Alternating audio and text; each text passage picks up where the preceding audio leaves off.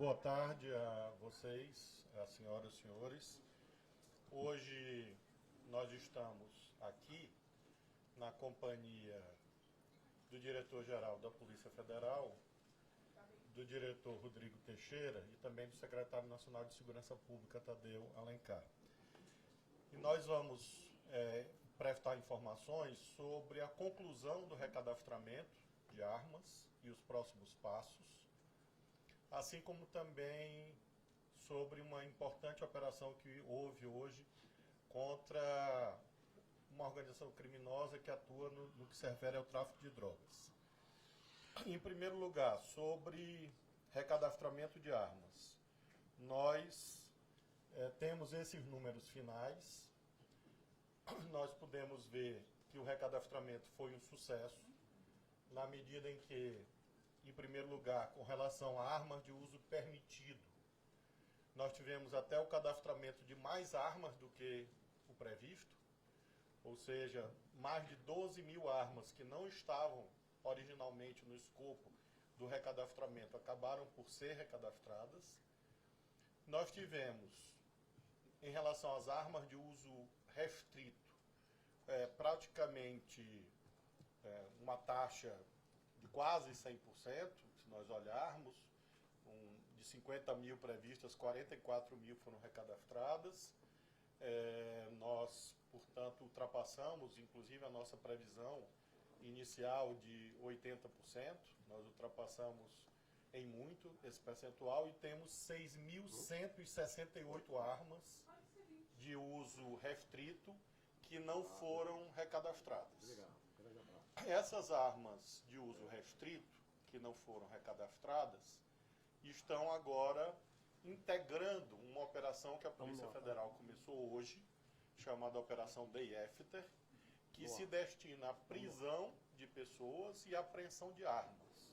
Essa operação iniciou hoje, já temos 47 pessoas presas, que são CACs, que recadastraram, mas que têm mandados de prisão em aberto, ou seja, pessoas que não preenchem o requisito da idoneidade legal. Eu vou mostrar, queria que voltasse na tela anterior.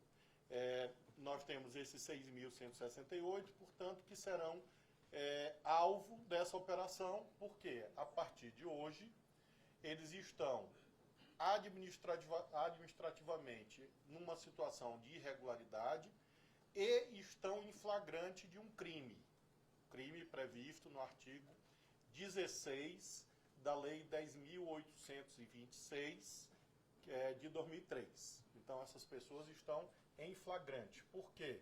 Porque elas possuem uma arma de uso restrito que está em desacordo com as normas legais e regulamentares. E por isso mesmo essas pessoas podem, e quando nós falamos poder, significa dever, podem e devem ter essas armas apreendidas e serem presas em flagrante. E é exatamente isso que vai acontecer a partir de agora. Ali nós temos ainda uma situação de armas de uso restrito recadastradas, que foram 44 mil. 42.233 foram conferidas. Nós temos ainda umas pendências, e isso é uma pendência administrativa.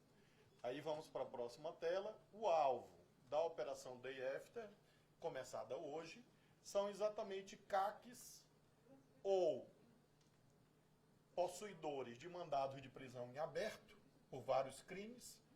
Então, essa, obviamente, é uma situação com uma contradição inaceitável, em que uma pessoa tem uma arma supostamente legal, mas ela não é legal. E se ela não é legal, a arma, obviamente, deixa de ser legal, porque ela não preenche os requisitos da Lei 10.826. Então, nós tivemos já essas prisões hoje. Quem coordena esse trabalho é o delegado Rodrigo. Nós já tivemos aqui, no que se refere a pessoas com mandados relativos a homicídio, roubo, furto, tráfico, todos esses crimes que estão aí discriminados. E esse número vai ser atualizado dia a dia. A Operação Day After é permanente. Ela começou hoje, 47 prisões. Quais são os métodos que a Polícia Federal vai usar e, por intermédio da Senasp, vamos comunicar também às polícias civis essa proposta, no caso das polícias civis.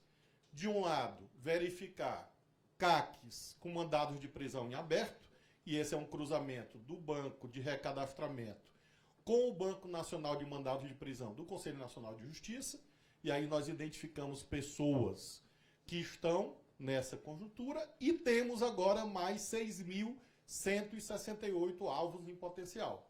Quem são esses 6.168 alvos em potencial? Aqueles que tinham cadastro de arma de uso restrito e não recadastrado.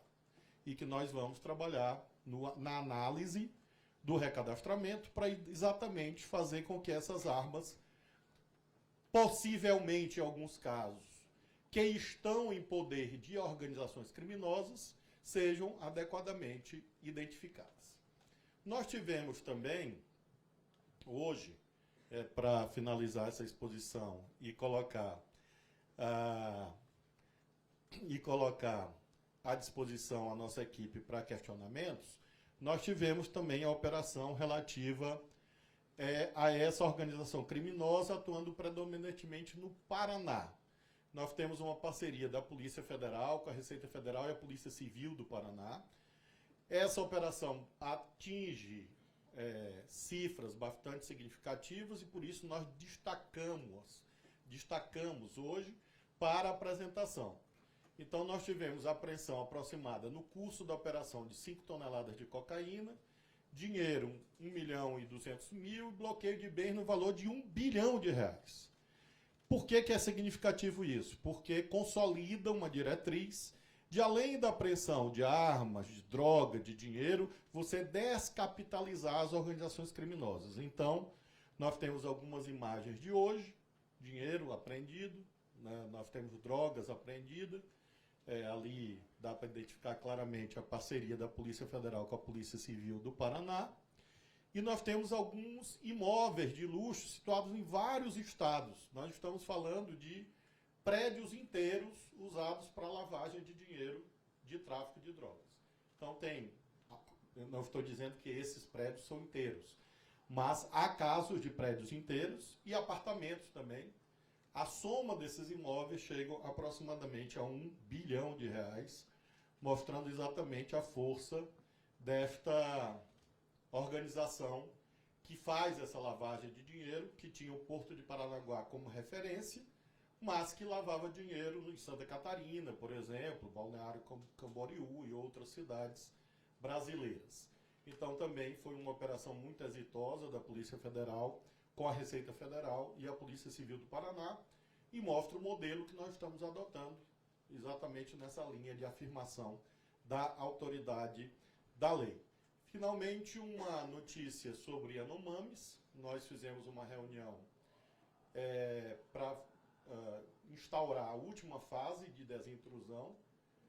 Nós tivemos alguns eventos graves nos últimos dias e resolvemos, sob comando do secretário Tadeu, ampliar o efetivo da Força Nacional, chegando a 220 policiais da Força Nacional, mais PRF, mais Polícia Federal. Nós estamos falando de quase 500 integrantes das polícias Federal, Rodoviária Federal e Força Nacional, dedicadas exclusivamente a Roraima, para que haja a conclusão dessa desintrusão nessa fase mais complexa, em que nós temos, inclusive, a presença de integrantes de facções criminosas que estão nesse território.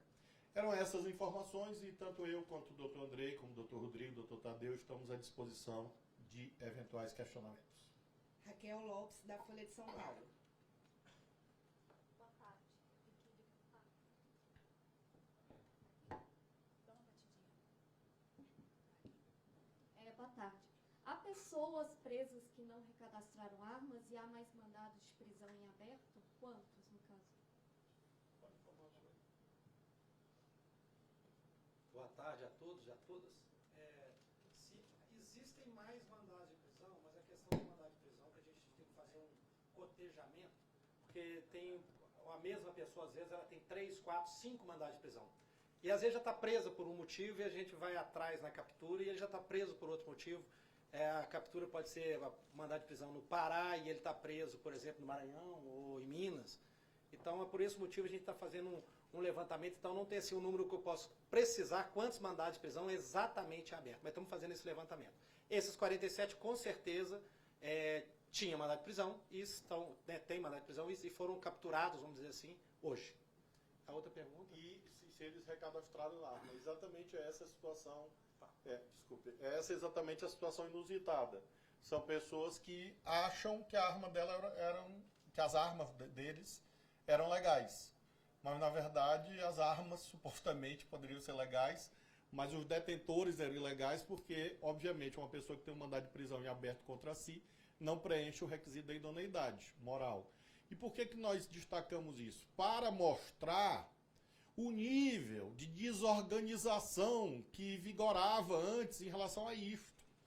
Verdadeiros escândalos vão emergir progressivamente a partir do recadastramento. Escândalos tanto no sentido de armas que sumiram, nós temos pelo menos 6 mil nessa situação, e nós estamos falando de arma de uso restrito, nós estamos falando de fuzil, por exemplo. E nós temos essa situação de pessoas que tinham uma condenação ou uma prisão preventiva e que tinham arma supostamente legal. Exatamente porque reinava um descontrole nessa temática de armas no Brasil. Thales Alcântara, Metrópolis.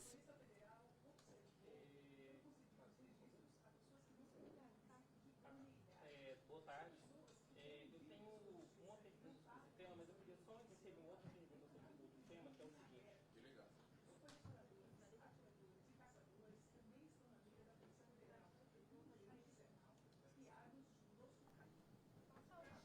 Oi, som.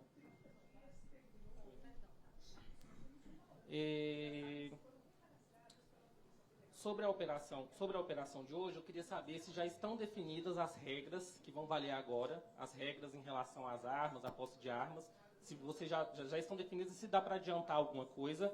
E o outro questionamento que eu tenho é sobre a operação de ontem, que um dos investigados, o militar da reserva, Ailton Barros, falou numa mensagem que saberia quem mandou matar a Marielle Franco. Eu queria saber se ele chegou já a falar para a PF alguma coisa sobre isso. Em relação à temática da investigação da Marielle, eu vou passar ao doutor Andrei para responder apenas sobre a temática das armas. Nós vamos finalizar a minuta do novo decreto, está aqui o secretário Tadeu, está aqui a doutora Michele, que coordenam esse grupo, e nós vamos encaminhar ao presidente da República por volta do dia 15 de maio, uma minuta, uma proposta, claro que a decisão é dele, e a diretriz que nós vamos seguir é aquela que temos reiterado no sentido de restringir o acesso a armas, porque o recadastramento reforça essa necessidade. Vejam que nós estamos falando de um país que tem recadastradas 939 mil armas. Ou seja, isto provavelmente é maior do que o acervo de praticamente todas as polícias militares do país. Então, nós já temos muitas armas em mãos privadas no Brasil. Então, nós vamos fazer uma mediação, claro, não vai ser o fim, mas nós vamos instituir novas regras para clubes de tiro, novas regras para comercialização, restringir a quantidade, ou seja, regras para o futuro. E vamos apresentar uma proposta relativa a este arsenal existente, que vai ser dialogada com outras áreas de governo. Há várias propostas, por exemplo, de criar, inclusive, tributos sobre esse tipo de bem. Mas não há uma definição em relação ainda a isto, porque, obviamente, a decisão compete ao presidente da República. Mas essa proposta do Ministério da Justiça irá à apreciação do presidente por volta do dia 15 de maio. Boa tarde a todas, a todos. Em relação à pergunta da investigação de Marielle, acho que tem 2 pontos importantes. Primeiro, que por determinação do ministro da Justiça, nós já havíamos instaurado um inquérito policial para apurar, enfim, os fatos ainda pendentes de esclarecimento em relação ao caso Marielle. Esse inquérito tramita na nossa unidade do Rio de Janeiro e segue sendo instruído regularmente. O fato novo é esse que todos vimos ontem, de que um dos presos, esse é um dado público, comentou em um dos diálogos que saberia quem é a pessoa que mandou matar a Marielle.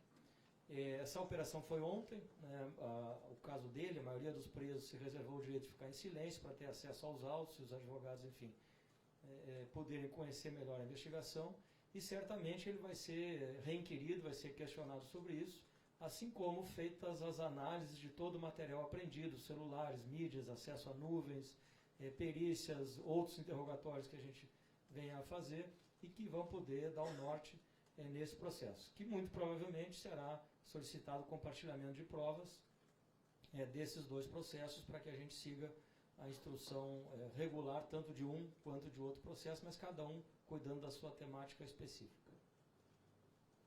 Esse caso da Marielle serve para uma lembrança técnica muito importante.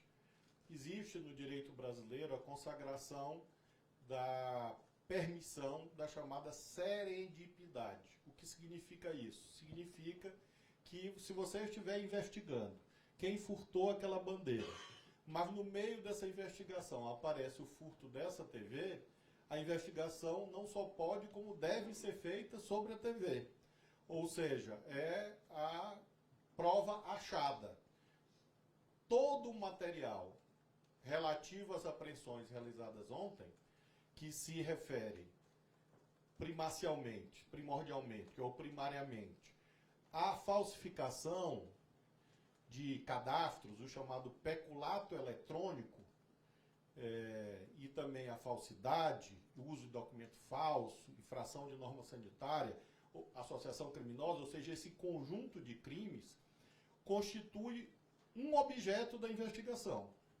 Essa alusão ao caso Marielle mostra que, muito provavelmente, nós teremos múltiplos objetos de investigação a partir das apreensões realizadas.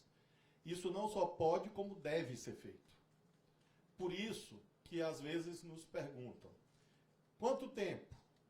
A prova pericial de todo esse material é complexa por duas razões. Primeiro, é preciso observar a chamada cadeia de custódia da prova, para que haja a validade da prova. Ter a certeza técnica de que aquela informação foi extraída daquele celular, para não dar prova inválida, prova ilícita no futuro.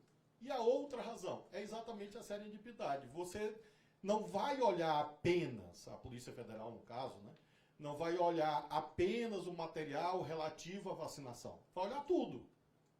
Exatamente porque juridicamente é possível usar todas as provas colhidas, inclusive na investigação de outros crimes que sequer tinham conexão com aquela investigação inicialmente visada. E por isso que não há prazo, evidentemente são prazos diferentes. A Polícia Federal cuida de um fato e haverá, provavelmente, como esse exemplo significa, outros objetos, entre os quais, evidentemente, esse que já está revelado, relativo ao adensamento do acervo probatório, dessa prioridade, que é a identificação de todos os autores do terrível, hediondo homicídio contra a vereadora Marielle Franco. E o Anderson. Heloísa Vilela, ICL. Boa tarde. Eu ia perguntar se existe algum indício de que os presos já dão sinais de que podem colaborar, mas me parece que essa pergunta já foi por água abaixo, digamos assim. Bom, então, em segundo lugar, duas perguntas. O jornalista Leandro Demore, ao analisar o arrazoado da Polícia Federal, cruzou dados e concluiu que o e-mail utilizado por Cid para fazer a fraude depois foi passado para um outro assessor de Jair Bolsonaro que tinha o seu e-mail ligado ao telefone da filha de Mauro Cid. Eu não sei se essa já era uma conclusão, mas ela não estava especificada no arrazoado, mas eu gostaria de saber qual a importância dessa informação, se ela aumenta os indícios da formação de quadrilha ou que outro tipo de importância ela pode ter. E com relação a outras possíveis provas encontradas em celulares, em conversas, isso significa que podem haver outros inquéritos? Vamos lá, em relação à pergunta, fim das oitivas, a maioria, né, silenciou e a gente vai requiri-los e fazer oportunamente. O segundo ponto, em relação a esse cruzamento de informações, isso tudo faz parte, e agora a gente amplia esse cruzamento a partir das apreensões realizadas, né, como o ministro explicava, a partir dessa análise, né, preservando a cadeia de custódia, com mídias, com nuvem, com celulares, com depoimentos, com buscas de dados nos próprios órgãos governamentais, como é o caso desse, do sistema SUS, que se identificou a origem, a identificação de IPs, como foi o caso concreto também, o IP dentro do Palácio do Planalto, e que vai nos permitir, então, fazer esses apontamentos. E aí, fortalecer ou não os vínculos entre as pessoas e comprovar aquilo que o colega representou no processo. Eu tive acesso a esses detalhes junto com vocês, né, quando o processo se tornou público, porque eu não participo ativamente, né, dentro do processo detalhado da investigação. E se haverá outros inquéritos, também o ministro já, de alguma maneira, tocou nesse assunto, né, de que é obrigação nossa a gente apurar todos os elementos, todos os fatos referentes ao objeto principal, eu diria assim, da investigação, assim como dos laterais que vão surgindo no curso do processo, né? Um outro exemplo que eu dou, a polícia vai numa operação, por exemplo, de tráfico de drogas, para prender droga, entra na residência e tem um cadáver. Eu não posso virar para o lado, não, isso aqui não me interessa, que meu negócio é drogas. Eu vou ter que apurar a ocorrência desse homicídio, enfim, das circunstâncias dessa morte. E aqui, nesse caso, e o colega citou a questão da vereadora Marielle, já existe um inquérito, portanto, vai ser repassada, né, tecnicamente esse material para outro inquérito, e abriremos tantos inquéritos quantos for necessário para apurar todos os crimes que a gente identificar nesse processo. Apenas, claro, uma hipótese, lembremos que nesse inquérito em que houve a decisão já há um relator. Então nós temos uma possibilidade do relator deferir ou considerar que há conexão entre os vários crimes. Essa não é uma decisão da polícia, é uma decisão do Poder Judiciário, que aplicando o Código de Processo Penal delimita a conexão. Então o que provavelmente, tecnicamente acontecerá é isto, como o Dr. Andrei informou.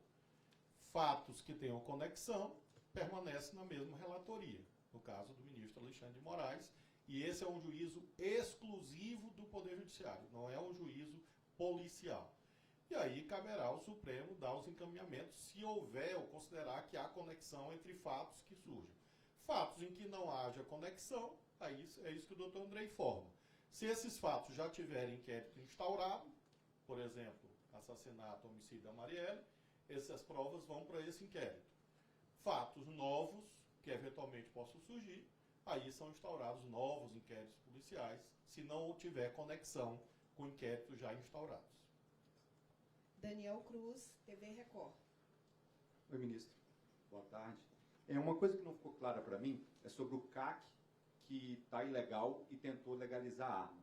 A regra era frouxa ou ele tentava fraudar isso? Isso que eu queria saber. E também queria saber se a Polícia Federal já tem uma previsão de ouvir novamente os presos de ontem sobre a fraude do cartão, ou se isso não é uma prioridade agora, já que teve busca e apreensão como vai ser a investigação daqui para frente? A prioridade vai ser ouvir eles novamente, tendo os advogados acesso ao processo, ou se agora a prioridade é investigar o que foi apreendido, que também teve busca e apreensão. Obrigado. Bom, sobre o inquérito, novamente, claro que o doutor Andrei vai falar. Sobre os CACs, nós temos a situação identificada em que as pessoas cometeram outros crimes, por exemplo, homicídio ou roubo, mas esta arma estava cadastrada, ou seja, era uma arma legal, chamemos assim.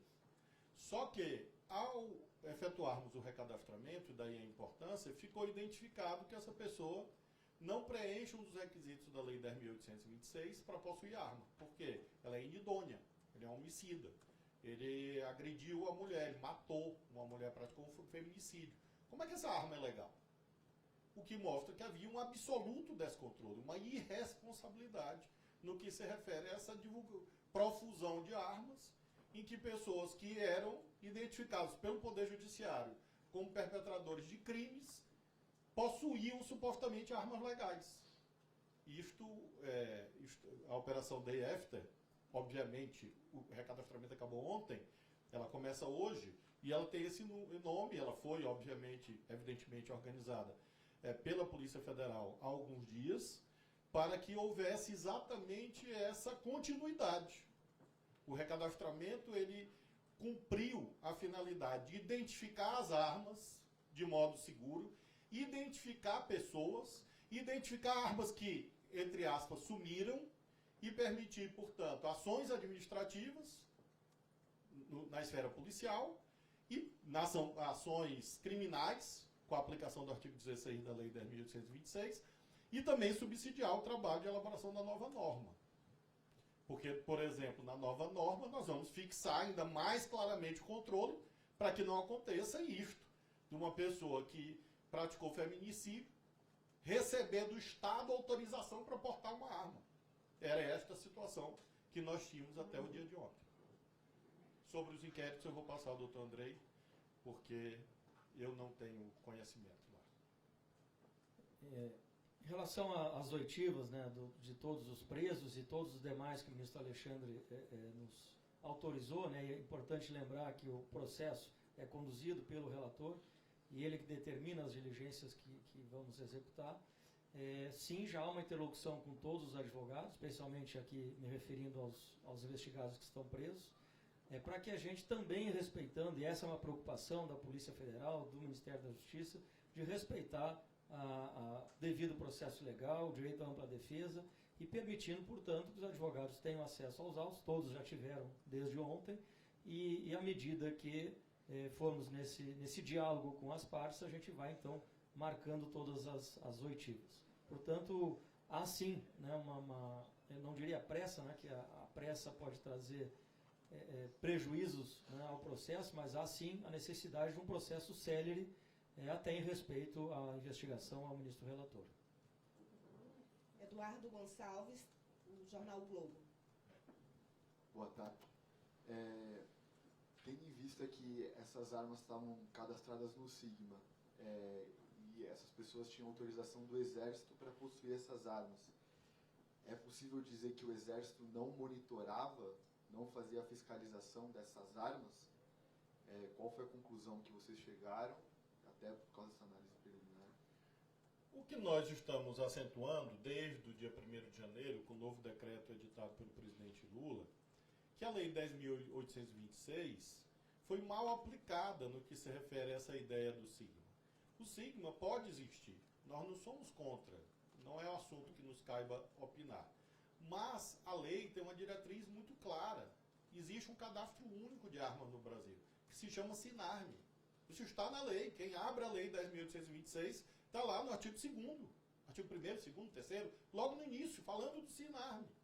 E isso não estava sendo cumprido e havia a ideia de cadastros paralelos. E isso que ensejou toda esta confusão. Então, o que o presidente Lula determinou e nós estamos fazendo?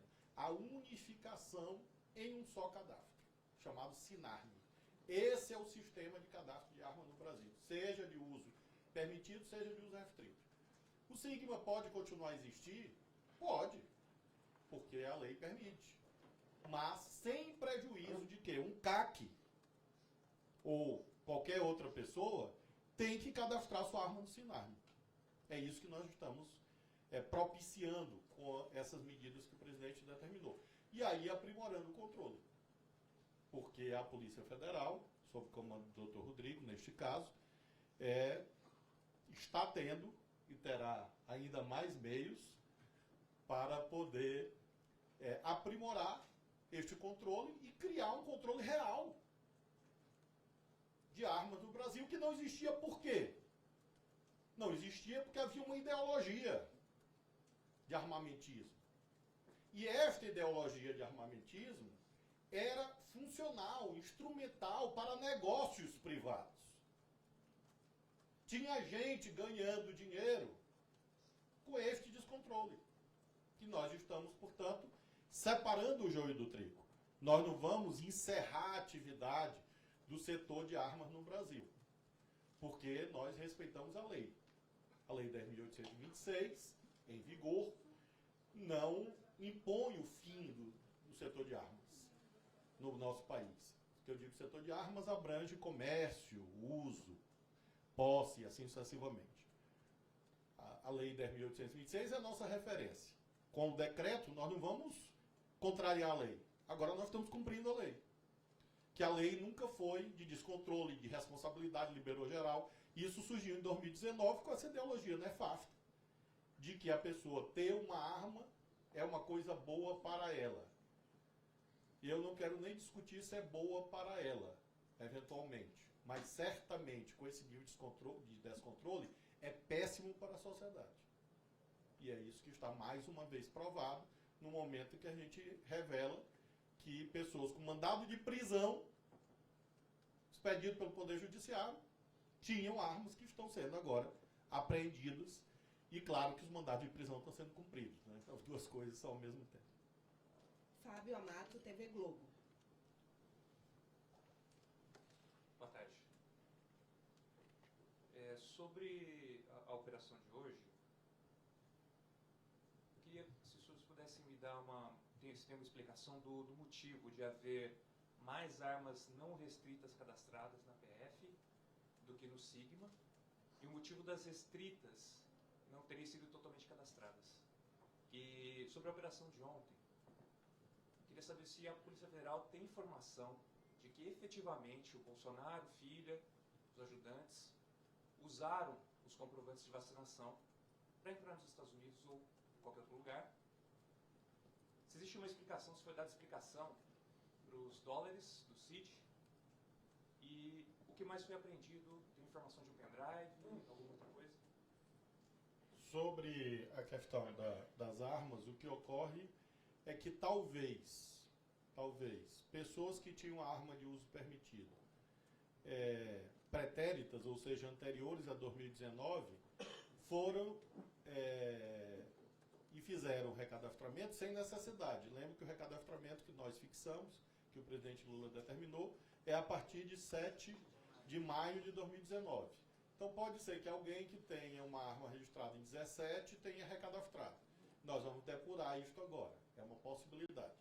Em relação à arma de uso restrito, que é o nosso foco principal, provavelmente, nós não podemos afirmar de modo cabal, mas provavelmente são armas que não estão mais na posse de quem deveria estar. Ou seja, armas que foram extraviadas, desviadas, vendidas para quadrilhas, para facções. Por isso que o nosso foco com a operação DEFTA é nessas pessoas, com mandados de prisão e, doravante, a partir de hoje, das 6.168 armas de uso restrito que não foram recadastradas. Porque provavelmente são armas que estão em mãos indevidas, em mãos inidôneas. Sobre o inquérito, doutor, sobre os fatos de ontem. Acho que a primeira pergunta é em relação ao uso de eventual certificado, né? Acho que o que é importante antes de enfrentar esse ponto é dizer dos crimes que já houve. A inserção de bases falsas em bases de dados, peculato eletrônico, que o ministro aqui mencionou, a própria expedição de um documento fraudulento que foi feita a partir dessa inserção, a concatenação de diversas pessoas para cometimento desse crime, inclusive servidores públicos, isso por si só já são crimes suficientes, né, e que fundamentam a investigação. O fato do uso ou não uso desse documento, e aí é uma discussão se a missão que o ex-presidente foi ao exterior é uma missão oficial, se não é, se é diplomática, se não é uma questão lateral que em nada toca na questão dos crimes que são o cerne dessa investigação. O que poderá acontecer, e isso a nossa equipe já está diligenciando, sabendo que foi usado esse documento, a ocorrência de outros crimes, inclusive no estrangeiro. Então, isso são fatos separados e que a nossa equipe está tratando. Mas então, assim, não tem essa informação ainda, se usaram ou não? Não, essa informação está sendo buscada pela equipe. O segundo ponto é em relação ao material apreendido. Os dólares, né? O CID, eu comentei aqui, ele usou o seu direito de permanecer em silêncio, não quis se manifestar nem sobre dólares, nem sobre qualquer outra situação, e, portanto, será reinquirido. Foram, só lembrando, né, quase 200, o equivalente a quase 200 mil reais em dinheiro que foram apreendidos na casa deste investigado. E o terceiro ponto é em relação às mídias, as apreensões. De fato, houve apreensão de pendrive, houve apreensão de celular, estamos buscando acesso a nuvens, apreensão de documentos, enfim, que agora passam, como o ministro também bem salientou, né, respeitada essa cadeia de custódia. E eu sempre digo, e às vezes digo até para o próprio ministro, né, os tempos são diferentes, né, as pessoas, a operação foi ontem, e eu também gostaria, né, que hoje a gente tivesse tudo analisado, feito, periciado, relatado o inquérito e resolvido. Mas a gente tem um processo, né, que há de ser respeitado e, portanto, iniciamos ontem mesmo essa análise desse material e eu só poderei informar à medida que o processo for não sigiloso, né, quando concluída essa etapa. Há uma informação, uma abordagem, eu diria, não é informação, uma abordagem importante, porque houve, desde ontem, um debate sobre a lesividade dessa conduta e se ela seria uma infração penal de menor potencial ofensivo, por exemplo. Quem responde isso é a lei, não é a polícia que responde. A lei fixa quais são os tipos, fixa as penas. E todos esses supostos crimes, em tese existentes, estão fora do conceito de infração penal de menor potencial ofensivo. Por que isso? Porque nós estamos tratando de um bem chamado saúde pública. Hoje eu conversei com o ministro Vinícius, da CGU, e é importante sublinhar isto. Não há até aqui nenhum indício de fragilidade no sistema do Ministério da Saúde. Por que é relevante sublinhar isto? Porque isso diz respeito à credibilidade dos documentos sanitários de todos nós, de toda a população brasileira, que poderia ser posta em xeque se houvesse a ideia de que os sistemas são frágeis. Então nós estamos tratando de algo que poderia, em tese, abalar a credibilidade de todo o sistema sanitário, inclusive perante a comunidade internacional, com impacto em investimentos, em turismo e assim sucessivamente. Por isso que essa investigação tem uma relevância para pessoas e tem uma relevância institucional. Ela transcende essas pessoas concretas para exatamente afirmar que o problema não está no sistema, até aqui, não está no sistema, e sim no mau uso de pessoas que fraudaram registros. E isso é algo que é tranquilizador em relação à população brasileira. Eu só queria agregar uma pergunta a esse tema. Só queria agregar uma pergunta a esse tema, que justamente esse ponto que o senhor colocou. É o seguinte, a CGU tinha inicialmente identificado um registro de vacina do Bolsonaro em São Paulo. Foi essa informação que ela passou para a gente naquela quebra lá do sigilo, do cartão, lá no começo do governo. E a Polícia Federal identificou duas outras vacinas, né, lá em Duque de Caxias. Então eu queria que se o doutor Andrei pudesse explicar para a gente como é que foi descoberta isso, que os senhores têm uma reunião hoje com a CGU, acho que talvez seja para discutir até esse tema. Como é que foi que essa informação da CGU chegou na Polícia Federal e acabou levando, então, a descoberta de outras duas inserções, né, de dados falsos no sistema? Como é que vocês descobriram isso e como é que está a investigação dessa primeira, da Janssen também, que não estava muito claro no relatório da Polícia Federal, não foi muito explicado, não. Se houver essa multiplicidade, no fim, 3 já pede música, né? Vou passar aqui para o Andrei. Vamos lá, primeiro ponto que é importante, que essa investigação, que está focada no Rio de Janeiro, ela teve origem a partir de uma quebra de sigilo de um outro processo sob a relatoria do ministro Alexandre de Moraes, enfim, que não guardava relação com isso. A partir de acesso a nuvens, a conversas, se identificou então essa possível fraude, que agora estamos apontando real, e portanto a partir daí que começamos essa investigação do Rio de Janeiro, certo?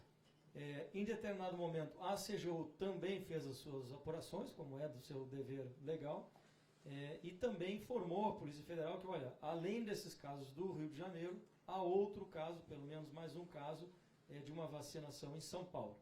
Portanto, são situações estanques, eu diria, em que pese aparentemente envolver o mesmo grupo, mas operações estanques e que agora, como você bem lembrou, o ministro da CGU está lá, na Polícia Federal com a nossa equipe, eu estou indo agora reunir com ele também, para que a gente então identifique e veja essa outra situação em relação a São Paulo e a eventual conexão entre os fatos.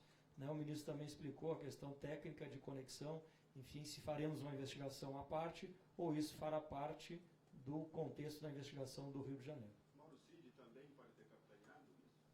Aí a investigação é que vai apontar, Vladimir. Eu sei que houve essa situação, porque conversei com o ministro, é um dado público, e a partir daí a gente vai identificar. O que nós iniciamos a investigação da Polícia Federal a partir dessa quebra do processo lá da relatoria do ministro Alexandre. E agora a CGU e sempre foi e será uma grande parceira, tanto numa quanto noutra investigação.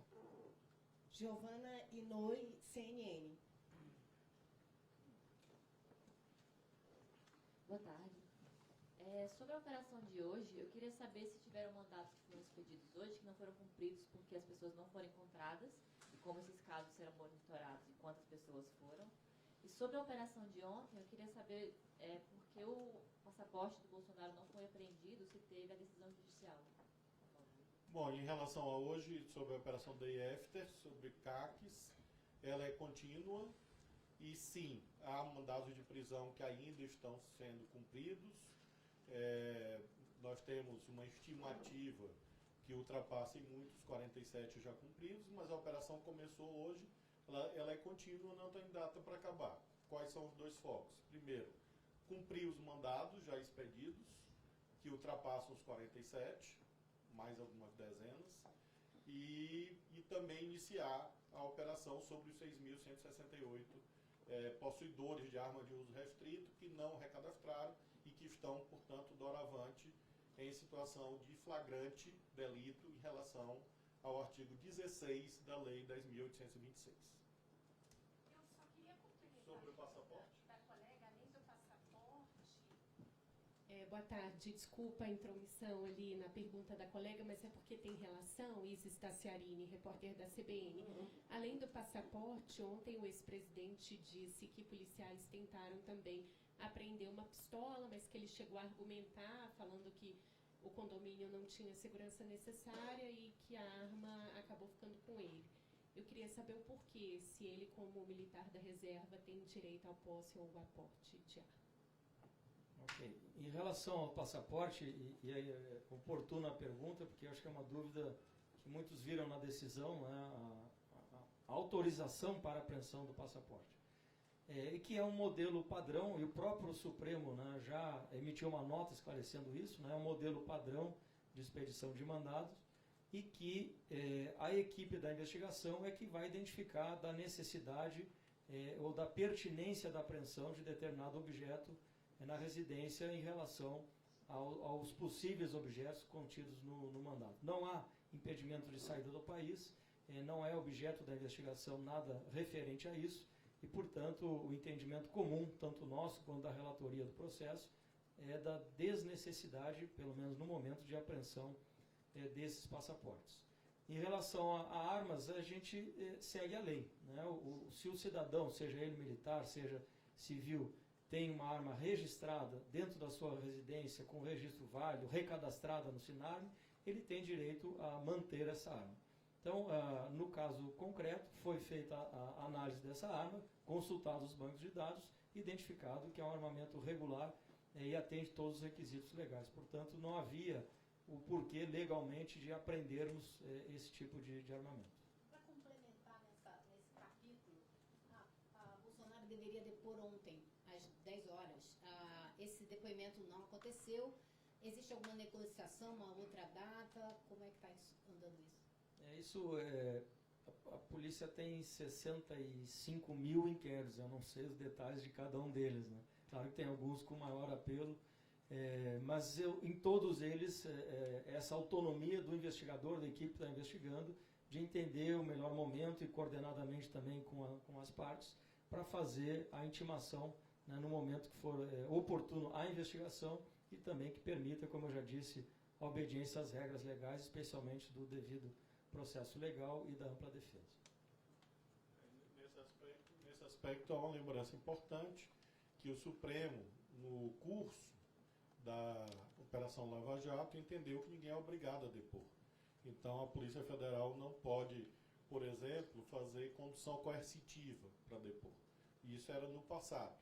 Depois o Supremo entendeu que, em razão do privilégio contra a autoincriminação, a pessoa pode, indefinidamente, dizer: não quero depor, não vou depor, fico em silêncio, é um direito constitucional. Então, o que a Polícia Federal pode fazer, está fazendo, conduzir as investigações no termo da lei e facultar ao investigado, indiciado, que ele possa se manifestar. Mas, evidentemente, há um conjunto de investigados hoje, em relação a vários delitos graves, que têm sucessivamente requerido adiamento de depoimento. E aí, como o doutor André disse, o presidente do inquérito, que é o delegado, faz um juízo discricionário ali, se ele adia ou não. E essa é sempre uma possibilidade, uma estratégia da defesa, em relação à qual a Polícia Federal, obviamente, não pode cometer nenhuma arbitrariedade e não cometerá. Todas as investigações são feitas rigorosamente de acordo com o Código de Processo Penal. Wesley Oliveira, Gazeta do Povo. Boa tarde, ministro, tudo bem? Eu tinha uma dúvida sobre se nesse recadastramento hoje feito pela Polícia Federal, eventualmente, se um desses recadastrados ali vier a cometer algum crime e tiver um mandado de prisão em aberto, esse sistema consegue identificar essa pessoa?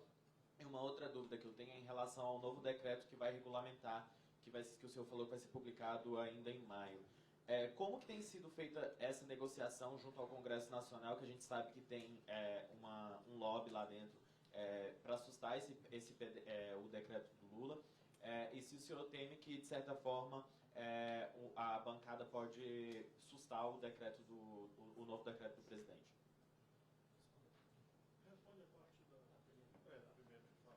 Respondendo aí a primeira parte da pergunta, mandado de prisão pelo expedido pelo Poder Judiciário e fica num banco de dados, que é o Banco Nacional de Mandados de Prisão. E o que nós vamos fazer doravante? Um cruzamento de todos os 882 mil, 1 milhão de pessoas, né, de CACs, e também de quem está no Sinarme hoje. Nós vamos fazer um cruzamento com os mandados de prisão expedidos e que estão lá no Banco Nacional de Mandados de Prisão, e doravante começar a executar essas prisões. Por isso que essa operação Day After, ela não termina hoje, ela começa hoje sem prazo de terminar. E do ponto de vista legal, é isso. Se a pessoa tem um mandado de prisão, é óbvio que ela não preenche o requisito legal de possuir uma arma. Quer dizer, uma pessoa que tem um mandado de prisão por homicídio, com o cruzamento que será feito, né, que está sendo feito agora, não era feito antes. Este é o erro. E que nós estamos corrigindo a partir do recadastramento para que haja isto e posteriormente uma automação disto. Hoje são cadastros diferentes, mas a Polícia Federal já começou a fazer esse cadastramento a partir dos recadastrados com o Banco Nacional de Mandados de Prisão em Aberto, exatamente para evitar essa situação paradoxal de o cidadão ter uma arma e ter ao mesmo tempo um mandado de prisão. Então, em relação a isso, vale para qualquer investigado. Hoje ele tem uma arma. Foi lá, está na casa dele, tem uma arma. Se amanhã ele tiver um mandado de prisão preventivo, é claro que, ao ser preso, ele não pode manter uma arma. Porque nós consideramos que, à luz da Lei 10.826, ele não preenche o requisito da idoneidade. E sobre... Como está sendo feita a negociação? Sim. O secretário Tadeu Alencar está coordenando isso junto com a doutora Michele, que ali está. Houve audiências públicas, quantas, mais ou menos? Todos que quiseram nos... Mais de 40, isso. Eu tinha esse registro de 40, eu ia dizer. Houve mais de 40 audiências públicas aqui no Ministério, de modo amplo, clubes de tiro, federações esportivas de tiro, entidades de direitos humanos, entidades estudiosas de segurança pública, especialistas, e, a pedido da Comissão de Segurança Pública da Câmara, nós incorporamos representantes tanto dela própria como da Comissão de Segurança Pública do Senado. Então, nós temos, mostrando a diretriz democrática do presidente Lula, a presença na comissão, no grupo de trabalho, de 2 deputados federais e 2 senadores. Então, esta é a forma que nós encontramos de ouvi-los, o que não significa concordar. Nós sempre deixamos claro que nós temos uma diretriz que foi vencedora nas urnas, que o presidente Lula representa, e nós temos decisões do Supremo. E são essas decisões do Supremo que estão nos respaldando. Então, nós não faremos um decreto desalinhado com o que a lei manda e com aquilo que o Supremo Tribunal Federal interpretou, inclusive ao julgar a ação relativa ao decreto de 1º de janeiro de 2023, editado pelo presidente Lula. Então, o que nós podemos afirmar que será um decreto fortemente restritivo. Isso com toda certeza. Por quê? Porque é isso que a lei manda, é isso que o Supremo manda, é isso que nós faremos. Essa foi a diretriz política que foi aprovada pelo povo brasileiro no dia 30 de outubro. Então, nós vamos dar cumprimento a isso. Agora, fortemente restritiva, como disse, não significa impeditiva. Nós não faremos nenhuma medida extremista. Extremistas são os outros. Nós vamos fazer uma medida ponderada, ouvindo, claro, todas essas opiniões nessas audiências públicas que nós realizamos aqui. Muito obrigado a vocês, senhor.